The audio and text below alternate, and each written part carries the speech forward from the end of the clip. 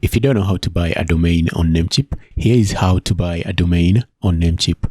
So just go to Namecheap. The link is in the description. Once you get on the home page, you can just come in here and search for the domain that you want to buy. You don't have to add the extension. So let's say this is a domain that I want to buy. And I will just search if it exists, and if it does exist, I will add it to my cart and purchase it. You can also do beast mode. Beast mode allows you to search multiple domains at the same time. So I'm going to search, and you can see the domain exists. If it does exist, you'll see that you can purchase it for that. And then I'm just going to click add to cart, and maybe I want to search a different domain. Let me see if the other spelling of this also exists. This one exists as well. So I'm going to add this one as well to my cart. So if you look down here, you can get the other extensions. If you want any other extension for any domain, you can get it from down there. I've added the items to my cart, and you can see the price down there. I'm just going to click on checkout. So just something that I want to tell you here.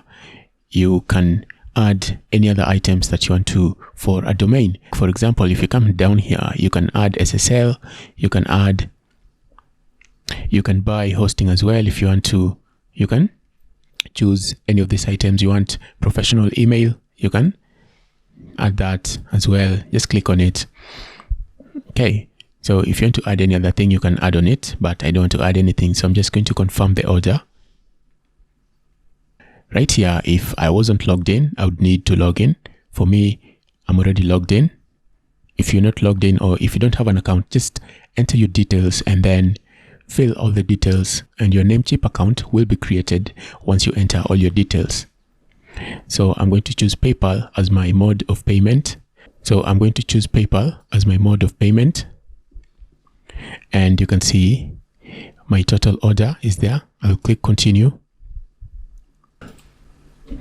After that, I can just click on checkout with PayPal and log into your PayPal account and complete the payment.